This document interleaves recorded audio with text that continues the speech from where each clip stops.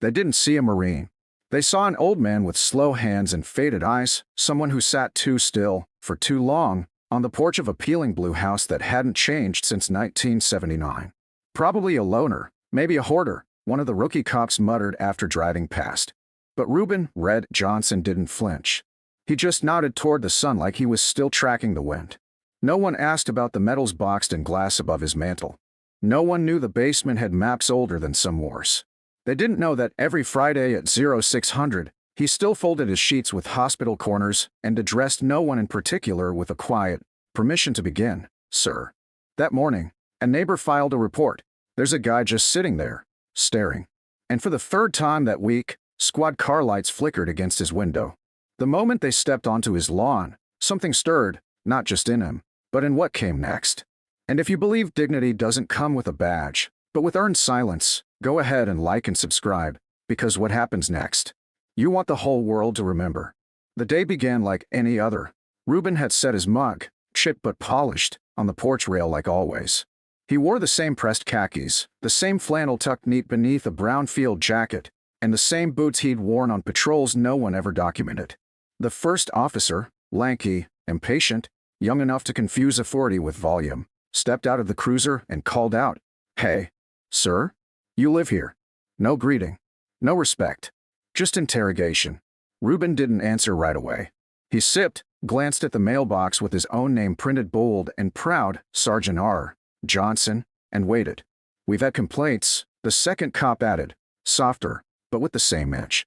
"You match the description." Reuben set the mug down. "Of what?" he asked quietly. They didn't answer. One pointed to the ID clipped to Reuben's lanyard, worn from decades of keeping it close. "That expired in '95, the younger one scoffed. "You can't just..." But before the sentence finished, a car door slammed. From across the street, a woman had stepped out, phone pressed to her ear, eyes locked. "You called her?" one officer asked. Reuben didn't reply. He didn't need to. The woman was already speaking in code, military, precise. "Initiate redline protocol. Confirm General Marks." The officers blinked. "General," one said, confused. But Reuben just leaned back, the morning sun warming half his face. "You boys might want to wait here," he said. "You're about to get a lesson they don't teach at the academy." Less than 7 minutes later, a black government SUV pulled up fast but silent, like something out of a different kind of playbook. When the door opened, the air changed. Out stepped Lieutenant General Olivia Marks, her stride controlled, her expression unreadable, but her presence? Unmistakable. She didn't ask who was in charge. She didn't ask why Reuben Johnson was cuffed. She saluted first. Sharp. Deliberate. With a reverence you could feel in your bones. "Sir," she said, "you trained legends." The officers' hands dropped from their belts like the weight of history had just landed on their shoulders. Reuben nodded. Slow, steady. "Didn't think you'd still remember the old man at the range," he said. "Sir," she replied without hesitation, "you didn't just teach us how to shoot. You taught us how to lead." One officer tried to mutter something about protocol, about the ID, about how no one had told them, but she cut him off with one quiet sentence, "That man wrote the doctrine you stand on." And just like that, the air around the porch shifted. Not with anger, with clarity. Because for too long, they passed by the house without knowing who guarded it. They thought they saw a forgotten man. But what they were really looking at was the very reason they wore their uniforms at all. There's a kind of silence that doesn't settle, it tightens. That's the kind that hung in the air after General Marks saluted Reuben Johnson on his own porch. No sirens. No radio chatter. Just the raw pause of two officers realizing they hadn't just misread the situation. They'd tried to put cuffs on a legend. "This can't be right," one of them muttered, shifting uncomfortably, his bravado dissolving like cheap polish in rain. But it was right. And worse, it was public. Neighbors had started watching from behind curtains and cracked windows, phones raised, eyes wide. "Stand down," General Marks said, voice cool but iron. "Uncuff him." Now, when one hesitated, she didn't repeat herself. She simply reached into her breast pocket, pulled out a laminated field document, and handed it over. "This is his final deployment evaluation. He trained Force Recon for 12 years, advised on Desert Theater doctrine, and walked me through my first live fire after Kandahar. You're standing in front of the man who rewrote your patrol procedures." The rookie read it once, then again, slower. as if each word sunk a little deeper than the last. Reuben didn't move, didn't gloat. He just reached for his mug again and took another sip, calm as a priest at a funeral. That's when General Marks turned to him and said something low. "Red?" she asked, using the nickname only the elite few ever knew. "Why didn't you tell them who you were?" He looked out at the horizon, same way he used to scan ridge lines through scope glass. "Because it shouldn't matter," he said simply. "They should treat everyone like they might have earned something." The silence that followed wasn't awkward. It was weighty, like the world had just been given instructions it didn't want but needed to hear. General Marks turned back to the officers, who stood awkwardly beside the cruiser that had almost hauled a war hero downtown. "Do you know what it means," she said evenly, "to carry someone else's legacy on your back and not even know it?" One stammered. "Ma'am, we didn't know who he was." "No," she snapped. "You didn't care who he was. That was the difference." Reuben's record wasn't on some museum wall. It was in classified files, black ink over blacker ink. But among those who served, his name still echoed. The man who rebuilt a comms relay during a sandstorm in '91 using only paracord and a bootlace. The guy who disarmed a landmine with 2 rocks and a memory. The quiet shadow who stayed behind in Nicaragua to extract 2 medics left behind by accident and never talked about it. His name never trended.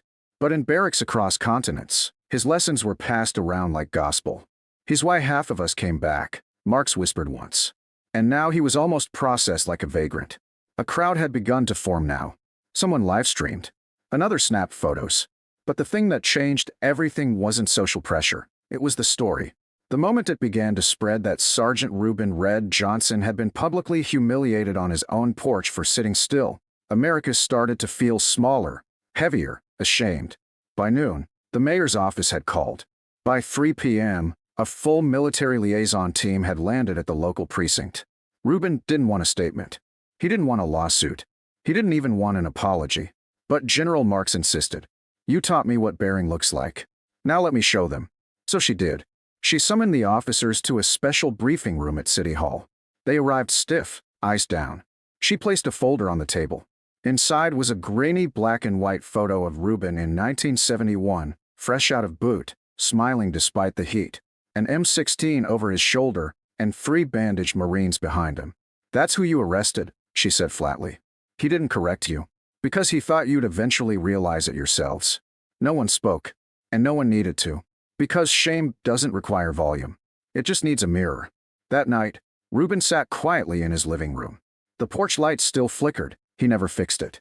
Said it gave the house character. General Marks sat across from him, sipping coffee, her ribbons slightly askew from the day. "You still got the notebook?" she asked. Reuben nodded, reached beneath the couch cushion, and pulled it out. Dog-eared, weathered, sacred. Inside, tactical advice scribbled in sharp, slanted ink. Battle diagrams, daily reflections. And on the last page, a single line written decades ago. "They won't always see you. Do it anyway." She smiled. "That's why you never told them?" "That's why I'm still here," he answered. And in that moment, the past and present met in silence, not out of pain, but out of recognition. Because legacy isn't about medals on display. It's about how many people stand straighter because you showed them how. And Reuben "Red" Johnson?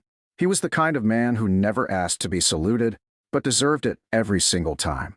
They didn't call it a ceremony. Reuben would have hated that. Called it a waste of marching when there's work to be done. But the town called it something else, setting the record straight. It started with a letter from General Marks to the mayor's office, quiet, respectful, uncompromising. The man you almost let disappear helped shape 2 generations of leadership. You can honor him while he's still watching. By the following Thursday, the city council had voted unanimously to rename the public square in front of the courthouse. Reuben said nothing, just sipped his coffee and shook his head when the news crew asked for a comment. "I'm not a headline," he muttered. "Just a man who finished the job." But when dawn broke on the day of the dedication, something changed. He opened his closet, pulled out the pressed dress blues he hadn't worn in 22 years, and ran his thumb along the faded name tag, Johnson. R. He arrived quietly, boots polished, spine straight, ribbon rack gleaming not for show, but because he'd earned every one. No fanfare. No limo. Just a man walking to a town that once forgot him. But this time, they remembered. And they stood up.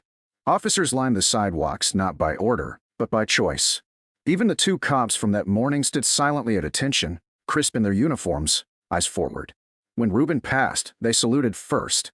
The younger one blinked back something he didn't expect to feel: regret, and maybe something else: gratitude. Reuben paused briefly in front of him. "You remember what I said?" he asked. "Everyone's earned something." The officer nodded. "Yes, sir." "Then act like it." The crowd was quiet, more reverent than celebratory. Because this wasn't a parade. This was an acknowledgement long overdue. General Marks stepped to the podium with no speech, just a framed field report. "This is Reuben Johnson's original training eval from 1983, she said. "The bottom line says, would follow this man into fire." And I did. A few veterans in the crowd nodded quietly. They knew the weight of those words. She turned to Reuben. "Sir, today we dedicate this square not because of what you demanded, but because of what you gave us when no one asked you to." Behind her, the city unveiled a new bronze plaque, simple, elegant. It read, "Reuben Red Johnson Square. For those who led without asking, and served long after the battle ended." Reuben didn't cry, but his fingers lingered over the metal like he was reading each word into memory. Then came the sound, unexpected, powerful. From the top of the courthouse steps, a slow, crisp salute cracked through the air. One by one, every officer and every service member in the crowd raised their hands in unison. It wasn't rehearsed. It wasn't choreographed. But it echoed louder than any anthem. A private moment shared in public, a town saying, "We see you now." Reuben returned the salute with precision, then whispered under his breath, "Took you long enough." Later, as the sun began to set, a group of local cadets approached him in the square. One, barely 18, asked, "Sir, what's the most important thing you learned?" Reuben looked at them, green, eager, full of noise, and gave the quietest answer. "Watch before you speak. Let before you're asked. And never forget, rank fates. Integrity doesn't." They stood a little taller after that. Some even wrote it down. When the crowd dispersed and the cameras left, Reuben walked back to his porch, alone again, but not invisible this time. His boots scuffed a little more now, but he stood straighter. On his porch railing sat his old mug, still warm, still chipped.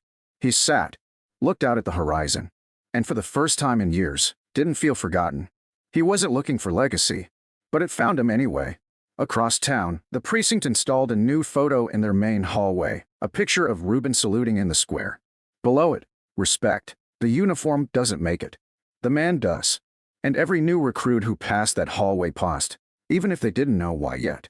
Because Reuben Red Johnson hadn't just earned back his name. He reminded an entire town how easily we forget the ones who carried us, until they finally stand still long enough for us to see them. And by then, if we're lucky, it's not too late.